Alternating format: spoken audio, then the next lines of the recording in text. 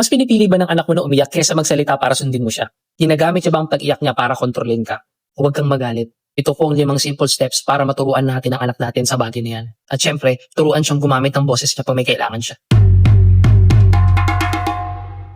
New day, new parenting content na naman po tayo, mamis at dads. Alam na alam ko guys na nakaka-stress ang pag-iyak ng anak mo para makuha ang gusto niya. Ang pag-iyak po niya ay nagiging shortcut sa attention at control. Kaya kailangan po natin baguhin ang reaksyon natin para turuan siyang makipag-usap ng maayos sa atin. Kaya meron po tayo guys 5 hakbang para tapusin ang pag-iyak at ang whining habit ng anak mo yan. Ito po ang 5 quick steps natin para i-reward ang tamang communication.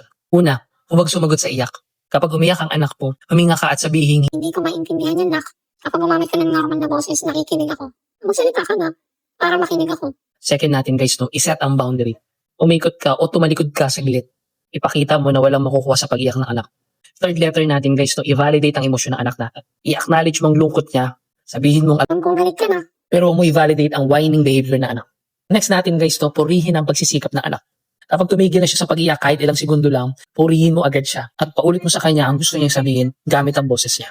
Last natin guys, no, i-reward ang tamang boses. Kapag ginamit niya na ang tamang boses niya, agad natin siyang sagutin at bigyan siya ng atensyon.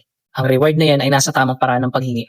Ngayon ko na-realize guys, no, na ang solution para sa iyak habit ay nasa pagiging kalmado natin at pag-reject natin sa maling boses ng anak natin. Kaya tandaan po natin daddies at mommies, ang pagbabago ng ugali ng anak natin ay nagsisimula sa pagbabago ng reaksyon mo. Simulan po natin yan ngayon. Ikaw daddy at mommy, anong pinaka-effective na praise ang sinasabi mo para turuan ng anak mo na gamitin ang boses niya pag may kailangan siya? I-share mo naman yan para makatulong din sa iba.